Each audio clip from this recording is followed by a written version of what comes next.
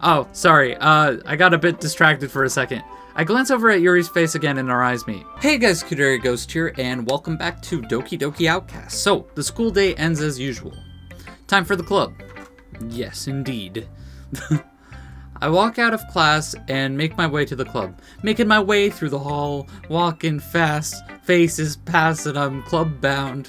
Okay, closing my fingers, or crossing my fingers, not closing my fingers, I don't know how that would work.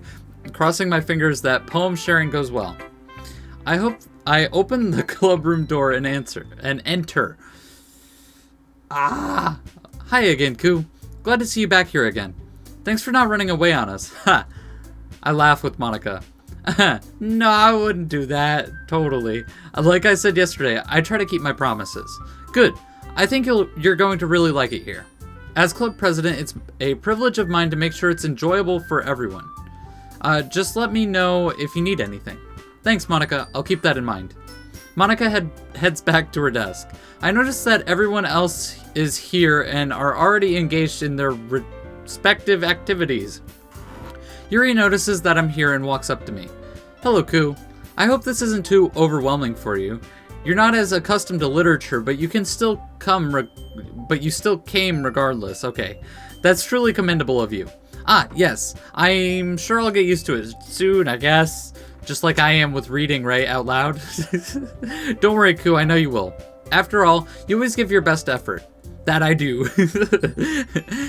You even help me with busy work without me asking. Like cooking, cleaning my room. How dependable. You two are really good friends, aren't you? I might be a little jealous. Oh, you don't have to feel that way, Yuri. You and Ku can become good friends too. Yuri averts her gaze. Sayori? Sayori seems oblivious to the weird situation she just put me into. Yuri glances at me. I feel just as uncomfortable as her now. Oh, Ku.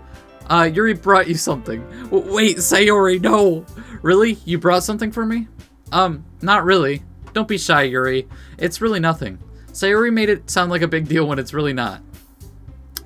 I'm sorry, Yuri, I wasn't thinking. I guess that means it's up to me to rescue the situation. Hey, don't worry about it. I wasn't expecting anything in the first place, Yuri. So any nice gesture from you is a pleasant surprise. It'll make me happy no matter what. Is that so? Yeah, I promise not to make it a big deal if you don't want it to be. Alright, just one moment. Yuri reaches into her school bag and pulls out a book. I felt sorry about you not having any reading material, so I picked out a book that I thought you might enjoy. Even if you're not a voracious reader, it should keep your attention. I also thought we could, you know, discuss it if you want to. I'm a little caught off guard to be honest. Okay, yes. How is Yuri accidentally being so cute? She even picked out a book that she thought I'd enjoy, despite the fact that I'm not much of a reader. Yuri, thank you. I'll definitely read this. I enthusiastically take the book from Yuri's hands. That's a relief. Well, you may read it at your own pace.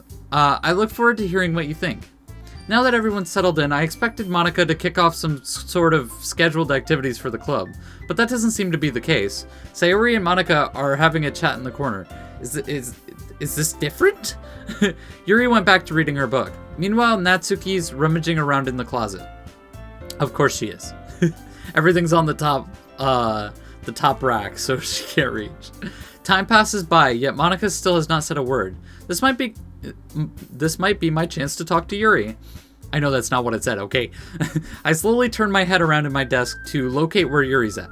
She's sitting at a desk in the corner of the classroom. I hope I don't distract her from reading. As I approach Yuri, I notice an intense reading expression on her face.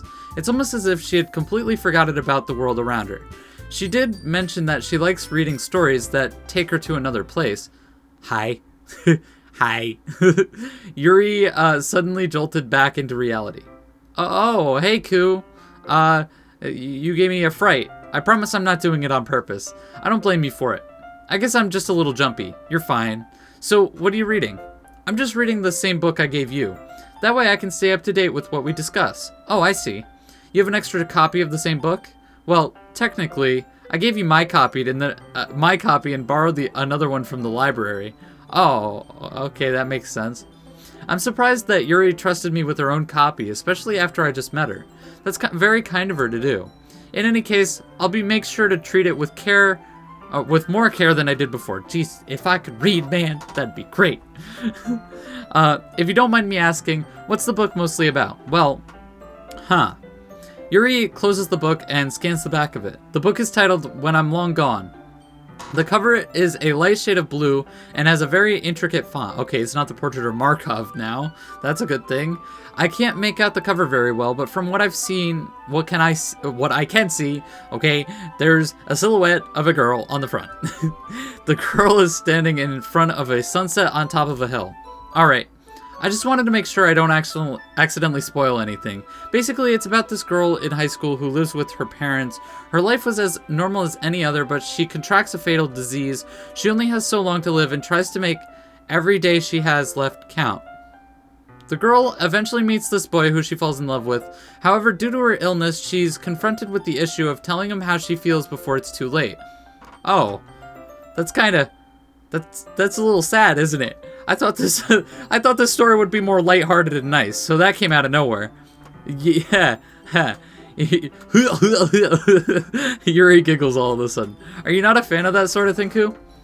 Romance novels? Oh, no, it's not that. I mean, I can definitely enjoy these types of stories, so don't worry. I hope so. She's so shy and reclusive on the outside, but her mind seems to be completely different. I just really enjoy these kinds of stories. They challenge you to look at life from a new perspective. When horrible things start to unfold, you only have so much time left to express how you truly feel about someone. It makes you value life more.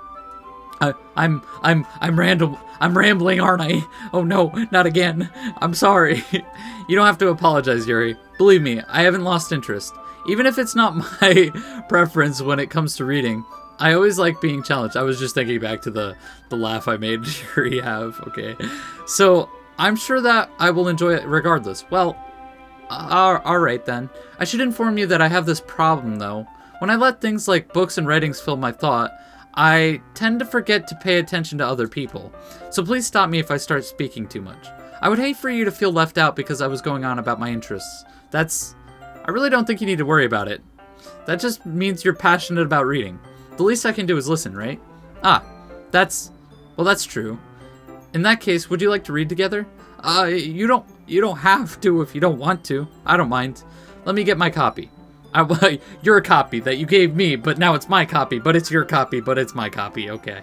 I walk back over to my desk and grab my copy. That is also your copy, but it's my copy now. I then sit next to her. Is it okay if I sit here? Sure, go ahead. Are you okay, Yuri? You seem a little apprehensive. I'm fine. It's just, sorry, it's not that I don't want you to. I'm just not used to this. Reading in company, that is. I understand. Just let me know if I end up distracting you, okay? Okay. Yuri and I continue reading. As I'm reading, I see Yuri occasionally peeping over at my book instead of hers. Is she trying to figure out where I'm at? Sorry, I guess I'm a little distracted today. Yuri, you seem to apologize quite a lot, don't you? I do? I'm sorry. I mean, Here, would this help? I slide my desk until it's up against Yuri's, then hold my book between the two of us. I suppose so. Yuri closes her own copy and puts it away. We each lean in a little bit, our shoulders almost touching. It feels like my left arm is in the way. I use my right hand to hold the book open. I guess that makes it kind of difficult to turn the page. Here. Aw. Yuri holds the left side of the book between her thumb and forefinger. Now when I turn a page, it slides under Yuri's thumb after it flips to her side. Wait a second. I just realized something. We're huddled even closer together than before. It's a bit distracting. I can almost feel the warmth of Yuri's face. Not just that, but she's in the corner of my vision. Have to focus. Are you ready? To turn the page? Oh, sorry. I got a bit distracted for a second. I glance over at Yuri's face again and our eyes meet. I don't know how I'll be able to keep up with her. That's okay, Ku. You're not as used to reading. I don't mind waiting for you to catch up. It's the least I can do, after all. You've been very patient with me. I feel as though I should return the favor. Yeah, thanks. We continue the next few chapters in silence. The book isn't half bad. Every chapter gets more and more interesting than the previous one. I almost feel like I've been missing out. It's not that I don't enjoy romance stories, I just don't read often at all. I never really enjoyed reading because we were always forced to read boring material in our classes. Yeah, understandable. Yuri might have convinced me otherwise. As I'm reading, I notice a pattern in the story.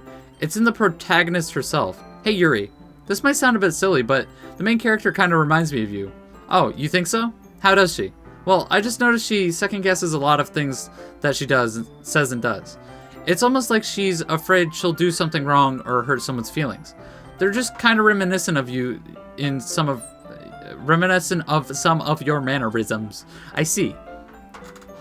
Yuri remains silent for a moment. Baku, that's probably a terrible thing to have in common with her. That's so embarrassing that you think that. Wait, I didn't mean to say it was a bad thing. I'm really sorry you took it that way. I didn't know you were self-conscious about that sort of thing. I guess what I meant to say is that it's kind of cute. What are you saying all of a sudden? Okay, everyone. Let's go ahead and share today's poems with each other. Alright guys, I'm going to end the episode there. Thank you so much for watching, and if you enjoyed, please smash that like button and also hit that subscribe button to become a ghost, and I will see you next time. Peace.